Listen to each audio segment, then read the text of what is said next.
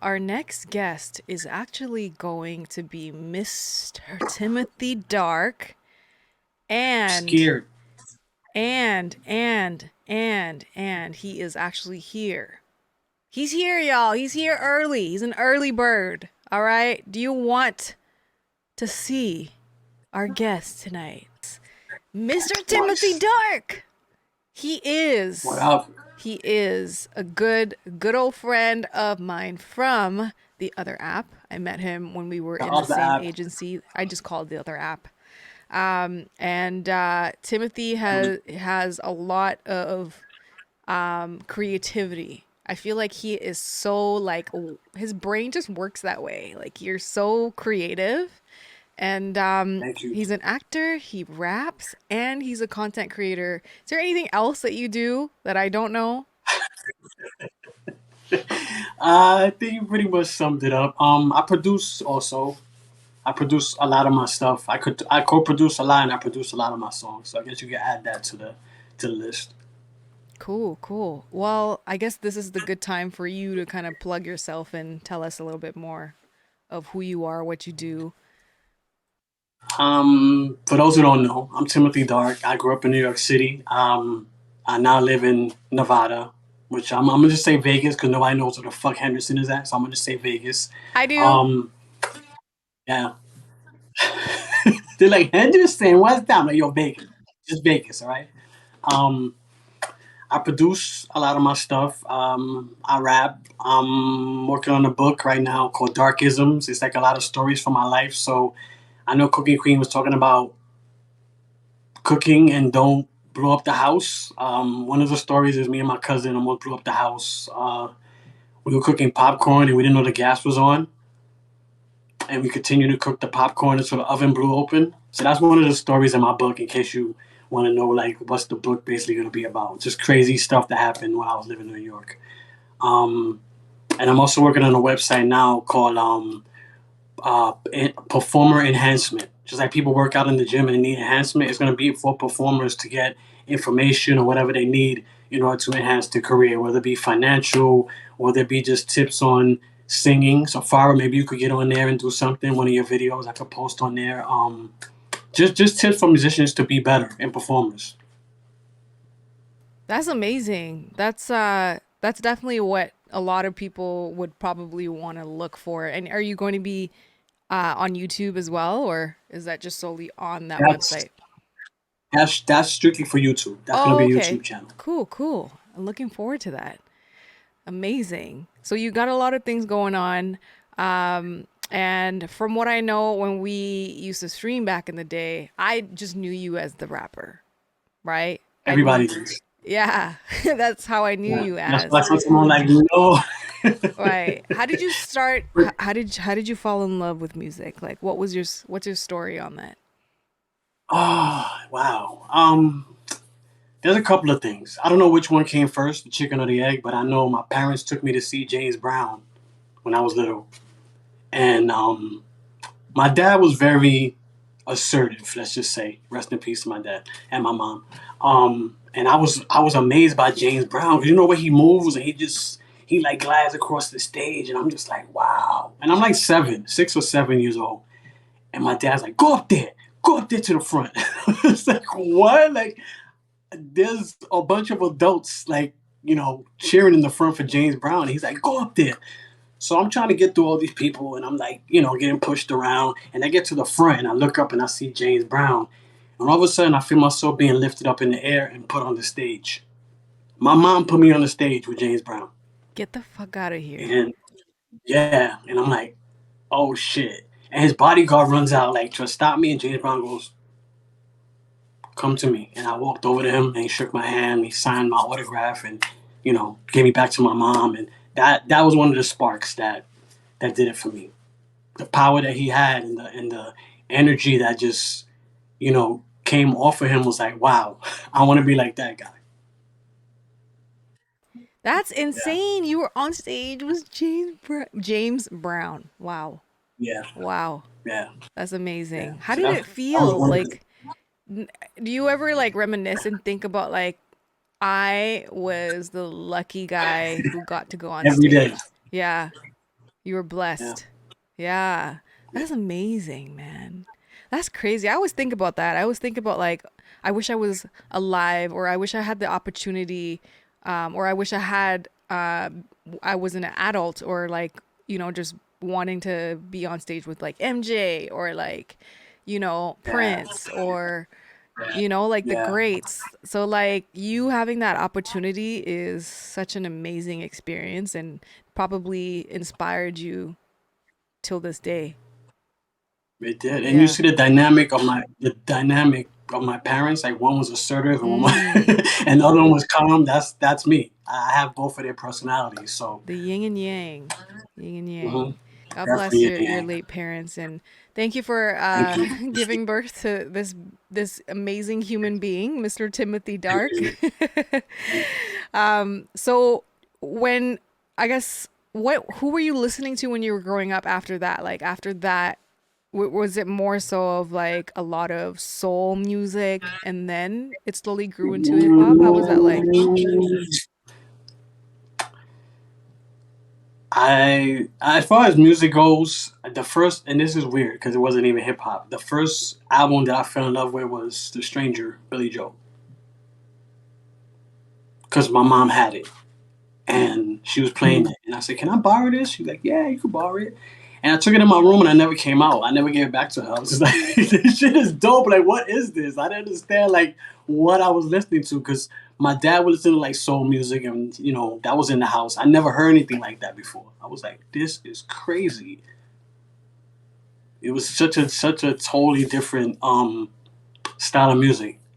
So how did you navigate from that to like hip hop and rap? My cousins were into it. My cousins lived in the Bronx, and my cousins were hood, that kind of hood. They lived in the Bronx. They lived. One of them was a DJ. My cousin was a DJ. He was really good. Like he would do tricks and do the fader with his mouth and do the shit behind his back and all that. And he would take me to his house, and I would hang out with his rap crew. And I would just sit there and listen. And I think that's what really sparked the hip hop part of me. That's great. I feel like the influences of me as well growing up, like it had to be from my peers and who I was around, Hmm. and just understanding even till this day the history of hip hop. There's a lot. And There's a like lot. everybody that grew up in that era that you were in, like I feel like y'all are very fortunate to have been able to grow up in that era, like because that was almost Mhm. like the start of it, right? Like in the beginning phases of it. So like just like having the opportunity to like soak that in and not realizing that that was a start of Mhm. like hip hop and Something rap. so big. Yeah. Right, Yeah. right. And And if imagine I was in the South Bronx, and it was starting. It was just starting. It hadn't even branched out to other places yet. Really, it was getting there. Like little by little, like Cali started to like embrace it, and like some places overseas. But really, it was New York City that had it for a long time. did you feel the pressure of needing to be as good as the OGs in the city? Yeah. There's always pressure. I mean, again, like back then, yeah. Because if you were wag, nobody was trying to listen to you. If you were whack, nobody was trying to listen to I you. That's how it was. It's not like now where, you put a record out and the hook is dope and people are like, oh shit. If your bars was whack, if you wasn't saying something or you wasn't entertaining in some type of way, like Biz Markie was just funny. He wasn't really super lyrical, but he was funny. If you didn't have something like that, nobody was trying to hear you. And that was a lot of pressure with everything, with hip hop, music, with dancing, with anything. If you were whack, you were whack. You on the outside looking in, not in my hood. That's dope. And which hood was that? Melrose Avenue.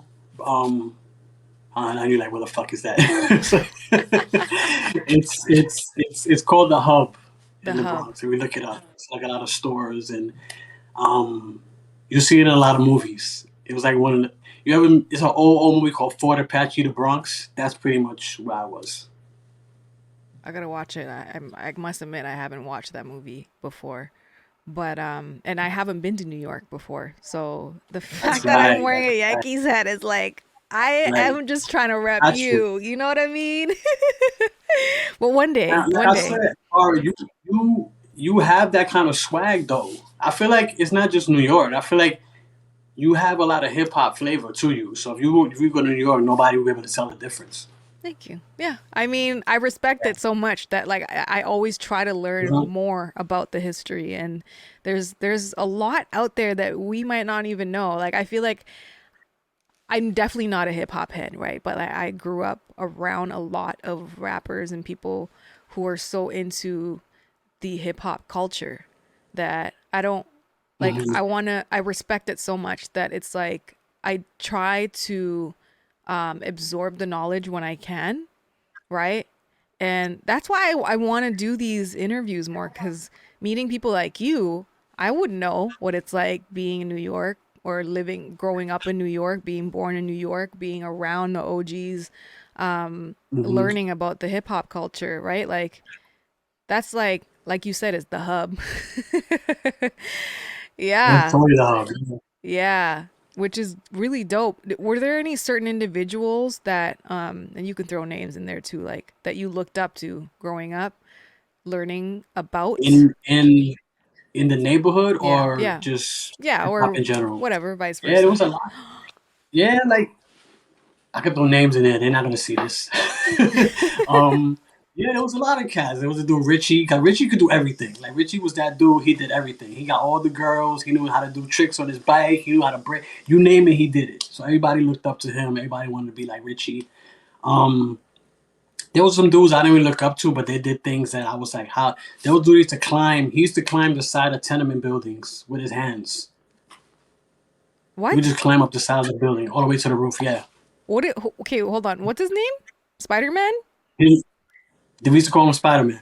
That's crazy. Yeah, he would grab because the tenement buildings have like those little. Every floor is a little part that shoots out.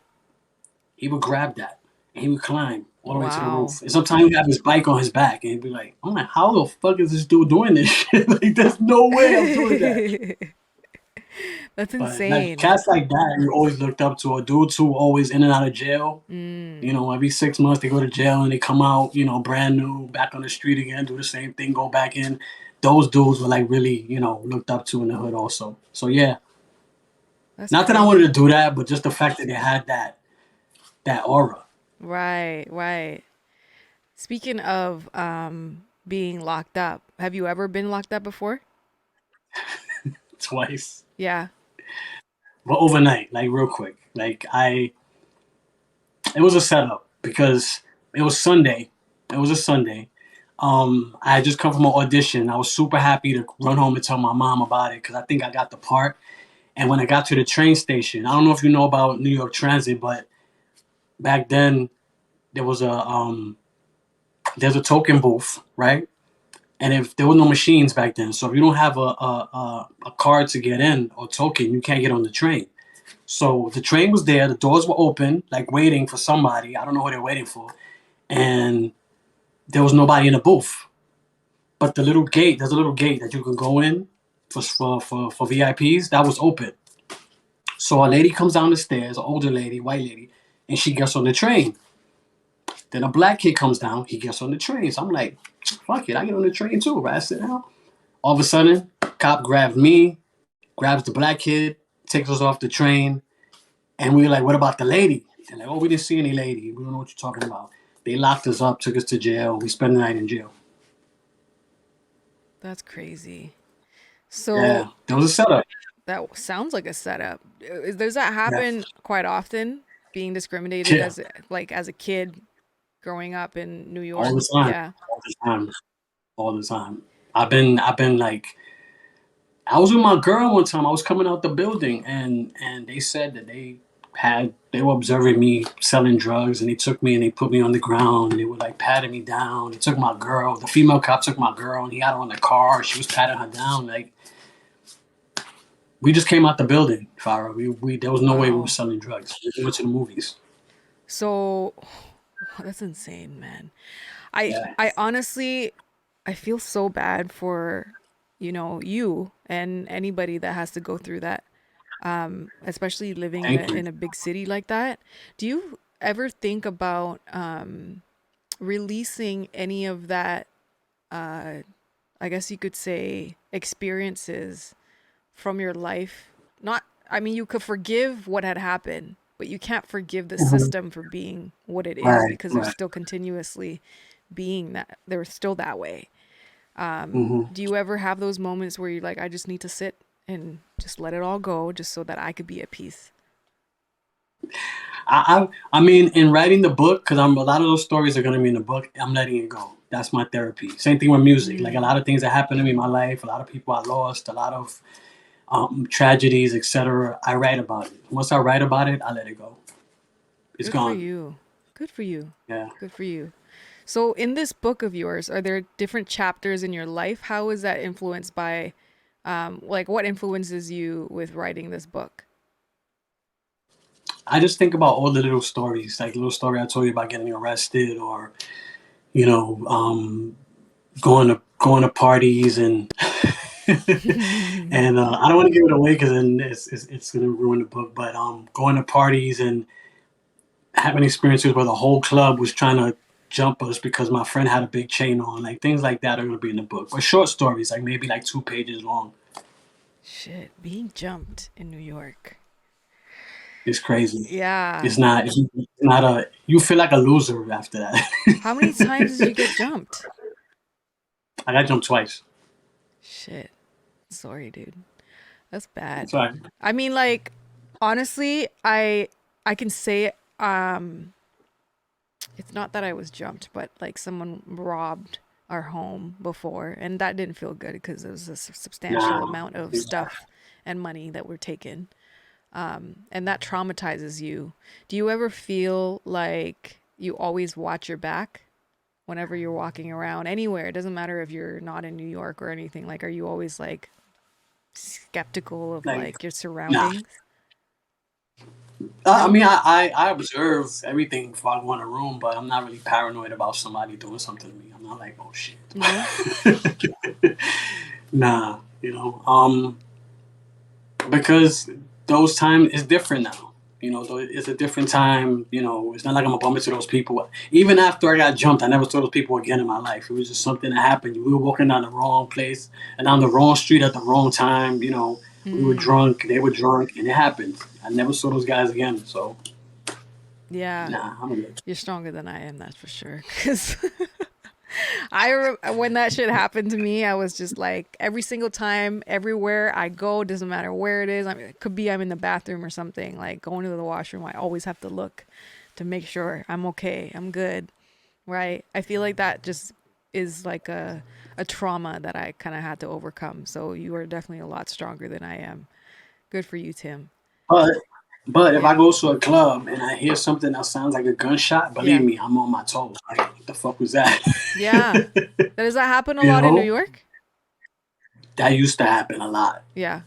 because all right, so guys would sneak guns in the club with the DJ. Like they'll put the gun in the DJ's equipment and then they'll bring it in. And then when they got inside, the DJ will give it back to them. So they'll have a gun inside the club.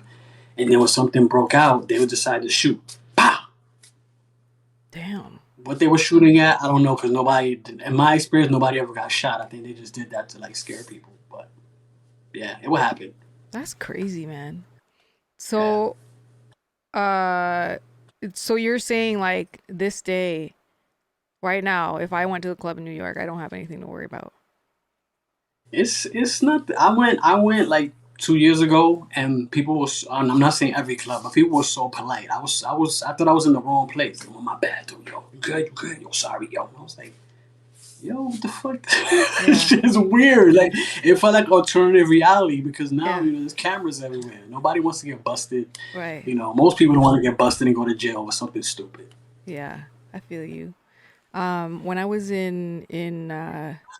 actually I was probably in my late teens. My first show I ever did was at a hall party. Hmm.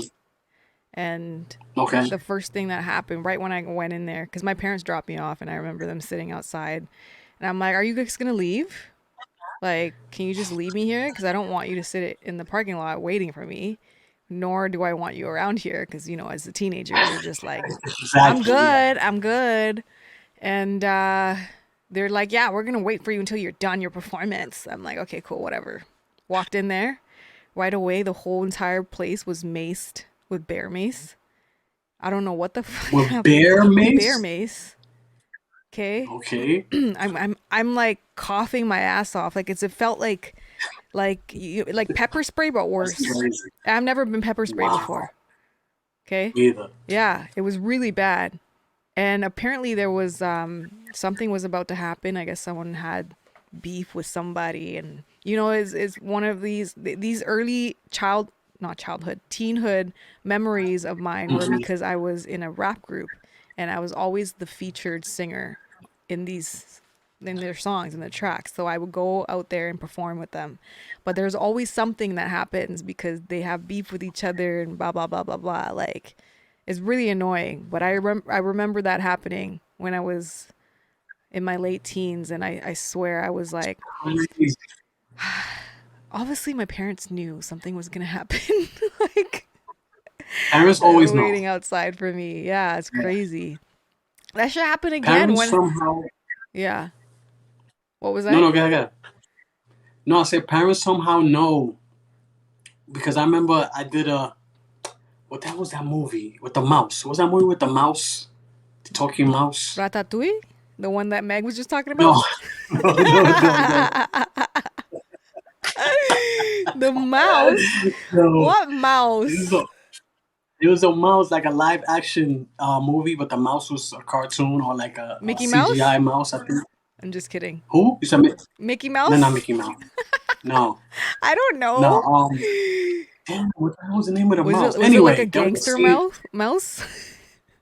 Nah, he was a gangster. He was kind of like a regular mouse. I don't know, just a house He's mouse. a regular mouse. Oh, I think I Yeah. know what you're talking about. And there's a kid that has these glasses that hangs out with him, right? Which, No? yeah, maybe that's it. What's the name of it? I don't know. I actually don't remember. Yeah, I want to Chipmunk? Google it right now. It's not Chipmunk. Is it Chipmunk? Stuart Little. Stuart Little. Lady Leo. Was that it? Yes, Yeah, yeah, yeah, I yeah. think it was yes. Stuart Little. Thank you. Yes, Thank you. Stuart Little. Who said it? Who said it? Lady Leo. You guessed it. Thank Thank y'all you, for Lady the Leo. the I don't, snacks, by the way. guys. If y'all talking, I don't have the stream in front of me, Oh, so I don't know who's talking. So Stuart Little. There was a scene in Stuart Little where he's in the park and like there's a cab going through the park, and I was in the scene as an extra, and I had a bike. It wasn't my bike. My friend lent me his bike because they said we need people with bikes for the scene. So I'm all I did all day was drive the bike around. So at the end of the day, I was like, how the fuck I'm gonna get home with this bike? Because the train stations are nowhere near where I was shooting. So I decided to cut through the park. And when I was cutting through the park, there was like these like winding like highways and whatever. And I'm like struggling with this bike. And I hear beep beep beep beep beep. And I look, it's my parents. I'm like, how the fuck did my parents find me? They just showed up. They're like, hey boy, you all right? Come on, get in the car. And to this day, I don't know how they found me. But they knew they somehow that always I was in know. trouble. Yeah, it's. Crazy, I right? feel like it's the gut feeling. You know when you gave. Well, I wouldn't know yet, but I feel like it's something to do with being Yes. a mother. Yet, I will have kids in the future, but not yet. But I mean, like I think because they a hint. gave. Because they gave birth to you and because your dad's sperm, had made you, like a part Mhm. of them is already a part of you. So in some sense, oh my god, are you dancing? Because You said sperm is a party. I was like, I'm dead. Lady Leo says mother's intuition. Yeah, it's like because they made you. that's They funny. made you. Listen, Hmm. this is both of them, and they made you who you They are. made you. Right. You So grew they. out of your mother. Yes. The So sperm says it's tingling now. I'm dead. So they would somehow Oh, shit. feel what you would feel sometimes, if their third Hmm. eye is activated, really, really, really activated, they can probably feel what you're feeling. But yeah, I feel you on that. Mama and Papa knows best. I feel like your great great great great grandmother, right, Uh-huh. might have done something. And over time, By the time it gets to you and the people in between are supposed to try to correct whatever she did wrong, whatever she felt like, Mm-hmm. was amiss in her life.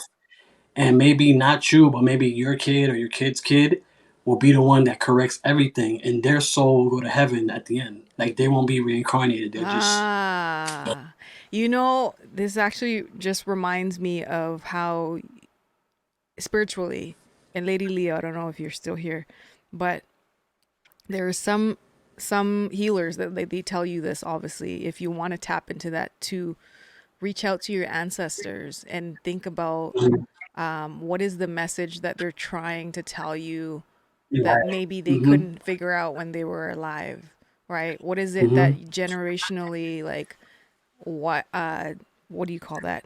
Generational trauma, any type of trauma that they might have gone through, or that they've had somehow passed on to you, that you need to sort of unlearn and recover Yes. from it and heal it, Mm-hmm. right, Lady Right. Leo? I Exactly. think, I don't know if I'm saying it right, but that's from what I understand. And that's what you just explained, right? Yeah. Yeah. Mm-hmm. Yeah. And I feel like from then on, that person who heals everything, who takes care of whatever trauma was in the past, starts a different path. Like so whoever comes after him will be able to cross over to the other side. It won't have to come back over and over again. Because I feel like we're just being reincarnated over and over again until we fix whatever trauma we had. Yeah, exactly. So I'm still learning how to tap into that, and it's honestly like a lot of work. I feel like you need to be comfortable with yourself first before you even, get into Hmm. that mode. Um, yeah, it's definitely something that we should all learn if we can, if we're, able to. Damn, we got deep. We really got deep into the convo. I almost didn't. I don't remember what this whole segment was about, and I'm here trying to figure you out. But Welcome to the I dark room. welcome to the dark room. This is who Dark. Okay, Timothy Dark is okay. If you ever want to join That's him, really that's really that's really part of the reason why I chose that name. It's not because people are like, oh, because you're dark. No, it's everything about me has layers to it. It's not just because yeah, I'm dark. It's not just yeah. my music is kind of dark. Even though it might have a happy beat, at the end of the day, I'm always talking about deep things. I had a real bad, and I still do. About with depression, so that's another thing about the dark. Mm. Also, you can't really see light without dark. So there's so many layers to dark. It's not just a word. I thought that was your last name. I didn't know that that was. Okay, hold on. I Everybody guess thinks. this is where we kind of unravel.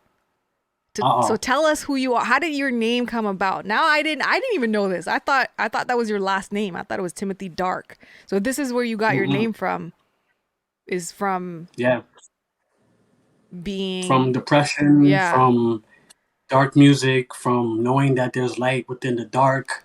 Um, Funny story when you talk about my last name. I had a boss when I worked in an antique store. Right, I used to work in an antique store in the East Village, and somehow he was supposed to be a host on this reality show called Baggage Battles or something like that. I forget the name. I think it was Baggage Battles, whatever.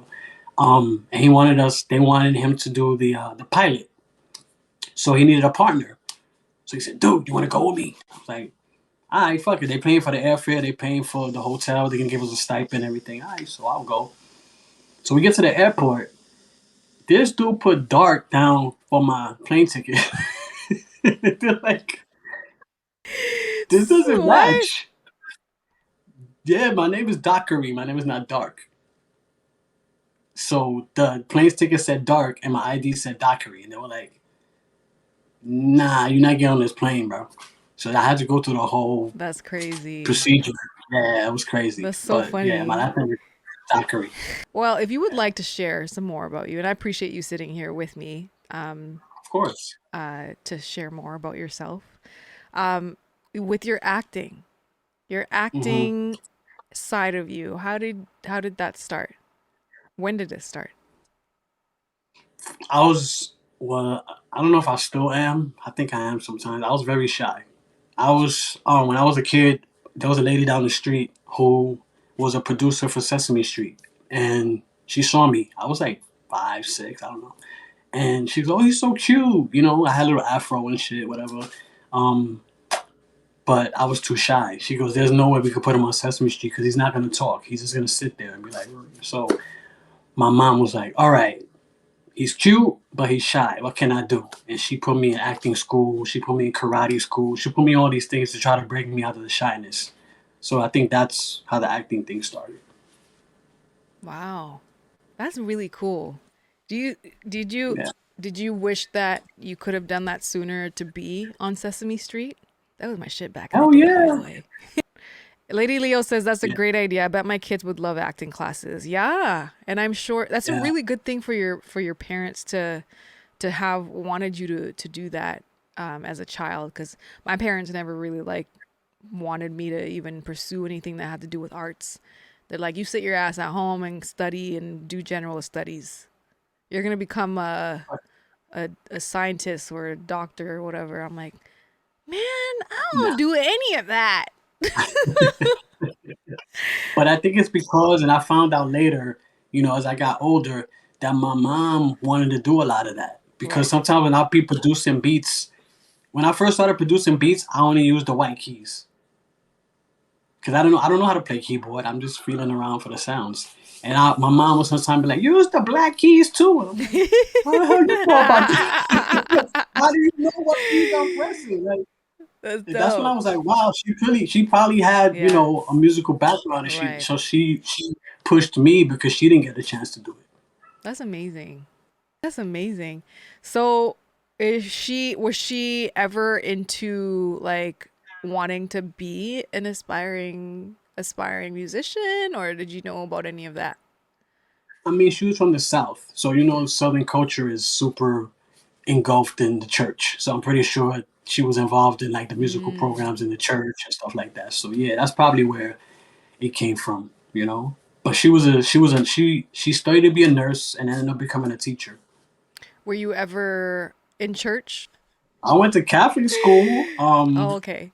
That's Yeah. for 12 years. So What you was want to that talk about like? that?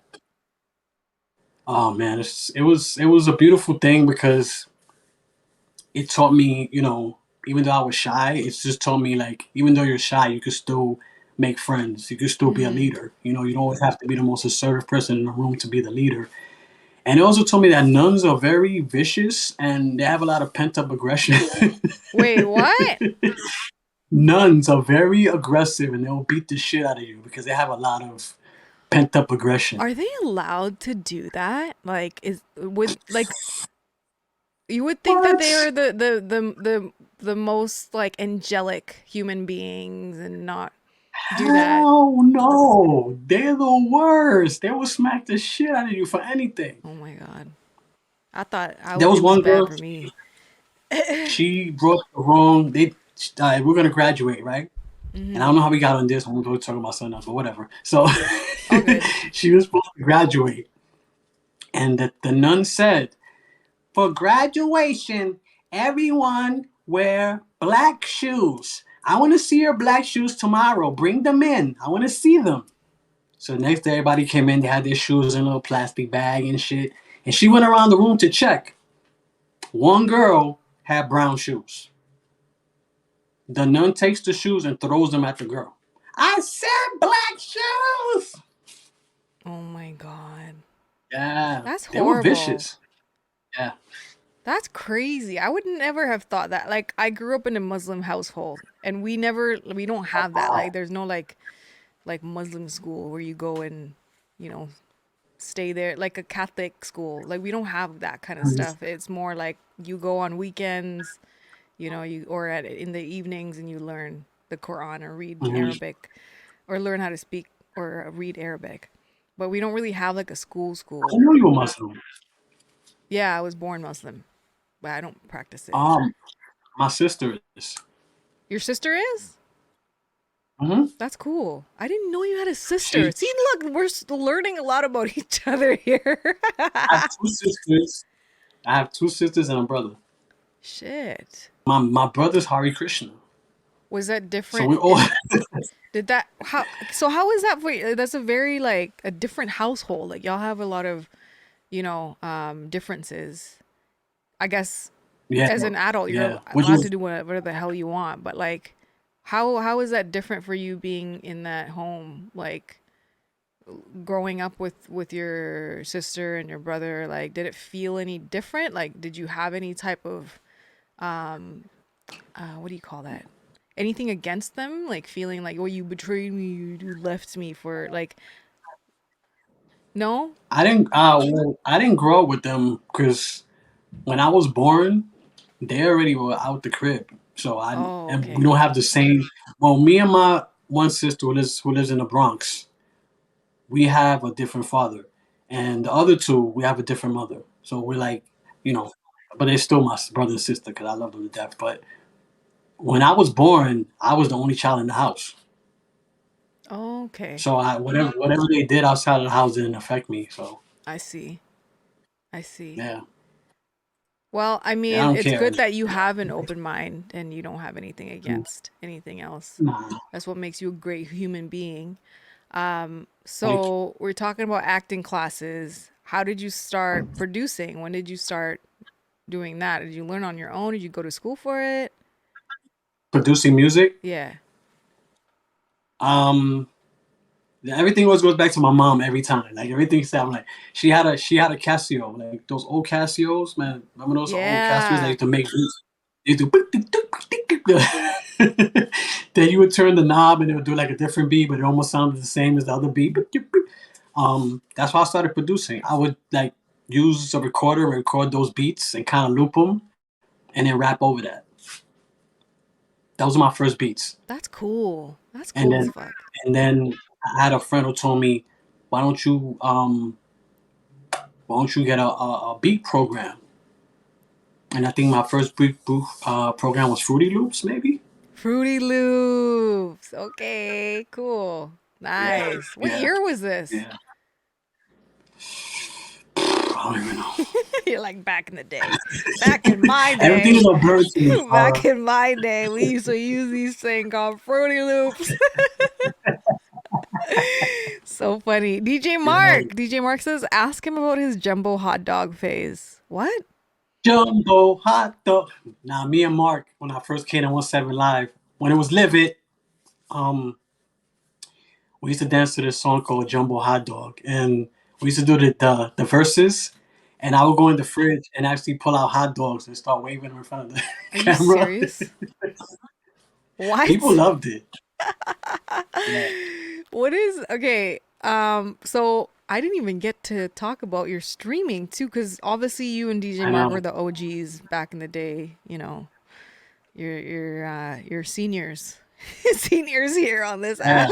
yeah. We see the Margaret son. We gotta get this card, Can we senior talk? Can citizen we talk a discount. little bit about how that had changed from when you first started till now? Is there anything that like what was that like for you when you first came on the app? Because I know when you left us, okay, we were Well, I was sad. here first. Then I went to you, and I was doing both. I was on M and Oh, here at the same time. okay. hmm my first experience here, there was nobody in my stream except this one lady called one girl lady, Megs. Megs was the only one in my stream at 2 in the morning. Megs and like two Japanese streamers, but I didn't know what they were saying because I don't speak Japanese. Um, and that went on for several nights until one night, I don't know if you know I Heal You. She was like my league chief when I was in the league. She came in my stream. She's dropping gifts on me and I'm rapping. Yo, did it. I have no idea what she's doing. I just see these things popping up on the screen. I didn't know like they were gifts. Then I met her. Then I met DJ Mary. Then I met Jay Boogie, I think, in that order. And that's when I started like slowly meeting people. But for the first 2 weeks on Live It, I was alone. I know we're jumping around right now, but are you pursuing anything streaming wise, like outside of what you're doing right now? There's one thing I'm doing that's it's also streaming. I can't talk about that. Okay, no I worries. have I have a single out. You mean musically? Ooh, yeah, whatever you want to It's talk it's about, tell us. it's dropping on the 20th.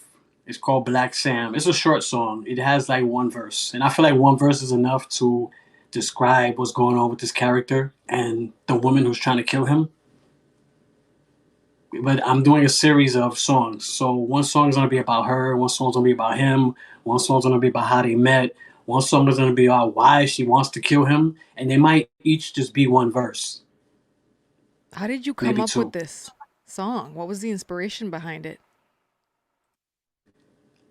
Just shit I seen in the Bronx, like drug dealers and people trying to hurt each other, and my life. My life made into characters who, because I can't talk about the people who really did it, because I don't want to shout anybody out. So I make characters around them.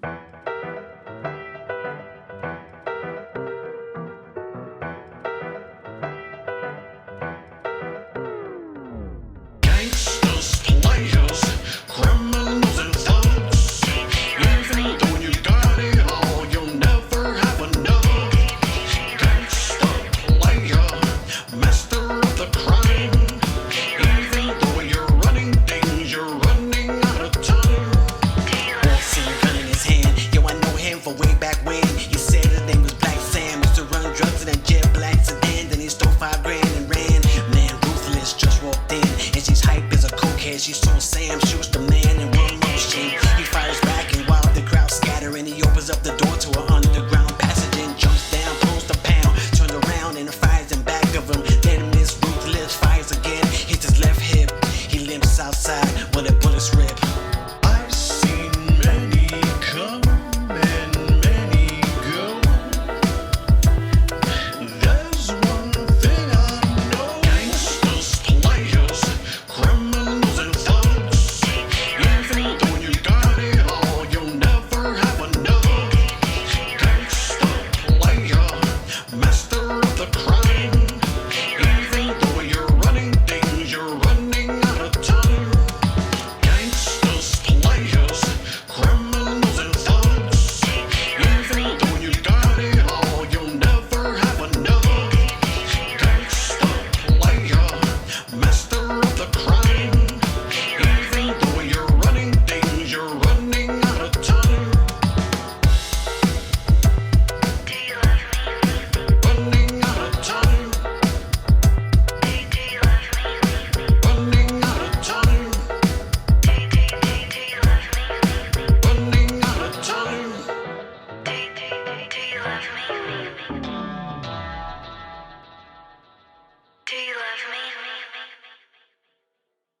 It almost sounds like it's like it could be in like a short film or even like a TV series because it tells that kind of story where it's like I could picture it someone running down the street like it everything that was said in your verses in your verse or there's two verses. Is it one verse or two verses? That was one. There was That was one one. verse. It describes a story. So like I feel Mhm. like this song totally fits into like TV or movie sync. Oh, But is there thank you. anything else that you want to share with us that Damn, I we shared haven't a talked? lot. Let me see. We did we share a shared. We lot. got We deep, did. right? We did get deep. Yes, we We got did. deep. Um, just like I said, the book. I'm working on the book Darkism. I'm working on the YouTube site. I'm gonna just keep dropping singles. Like every 2 weeks, every 3 weeks, I'm gonna put a single out. So be on the lookout for that. That's pretty much it, man. And I'm streaming other places that I can't talk about. If you want to know about it, just ask me. I'll let you know. More singles, Because I don't want. books, streams, videos coming soon. The content creator king right here. I gotta tell you something. If you haven't been on the other Mm-hmm. TT app, I'm not gonna say it. Go and follow him on there because he has a lot of content on there, and I adore the Thank fact you. that you do a lot of those acting challenges, which is making me trying to, pursue a little bit of Yes, that. And that that's video I good. sent you, I don't post it anywhere. I just wanted to get some, I insight. really, I really, I really like what you did, and I'm honored that you asked me to critique it. It's really good. It's really really good. Honestly, Thank you. I'm trying. you should pursue that. You should pursue it. Keep doing more because you definitely have the personality. You definitely have the voice, and you definitely have the acting down. So there's nothing stopping you except you. Appreciate you. Timothy Dark. You are an amazing person, and You're I got amazing. love for you. Anytime, any day you want to come back, and join us. Let us know you want to do a live performance or something like that. But I I'm will, down. yeah, for sure. I'm gonna play some of your old videos that you sent me. You said it was pre-pandemic. One of them is called Unpatriotic. Tell us about that video. Okay. If anybody like this video gets me in a lot of beef because it's a very liberal song. I just felt like at that time I was getting in a lot of problems with my friends who were supporting Trump, and we were having a lot of arguments. And I felt like they were brainwashed. So this is what's in my brain. This is the way I saw them. So if anybody is a supporter of Trump, whatever, and you get offended, I'm sorry, but this is just my opinion, you know. So I had to say that before you show it. You heard it. You heard it from Timothy Dark. Thank you so much for joining us again today. I appreciate you. Anytime, anytime. I will play the video now. Please make sure you go and follow Mr. Timothy Dark at Darkseed Entertainment on social media. If you haven't yet, go and support him. This is Timothy Dark. Thank you. Thank you. Got the steps! Go! Let's turn! Come on, let's go! It's turn to go! Arch forward! The fucking arch forward!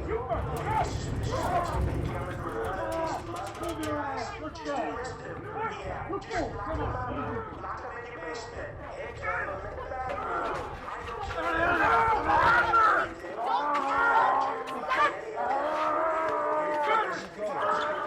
Hey, guys, help me up! Help me up!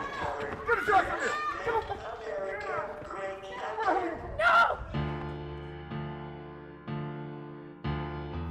They say I'm unpatriotic. And I say,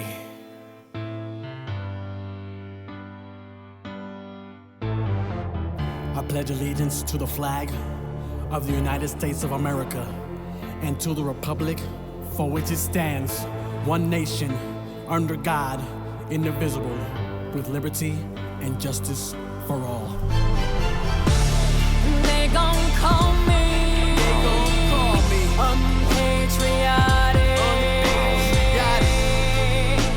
because of what I see. Because of what I see, because of what I see.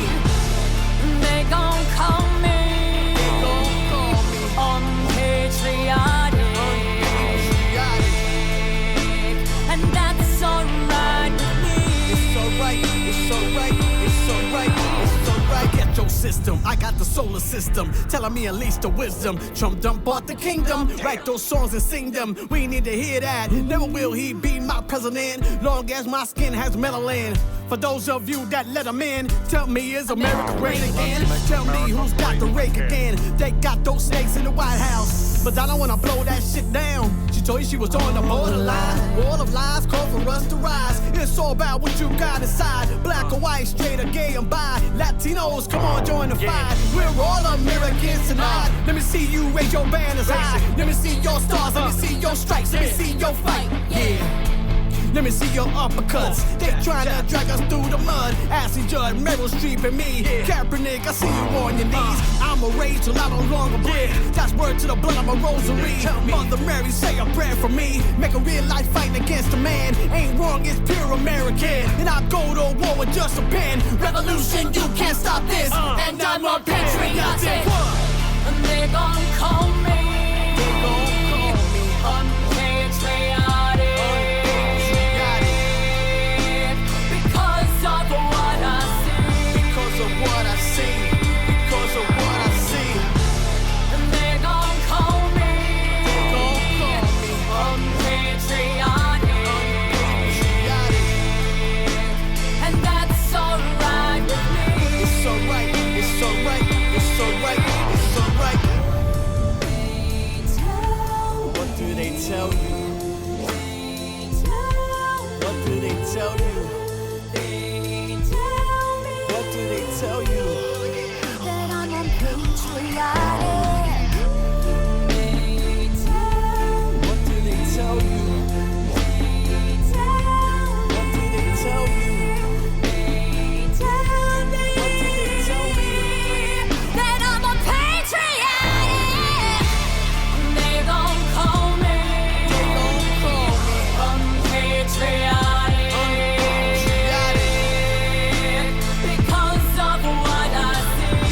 because of what I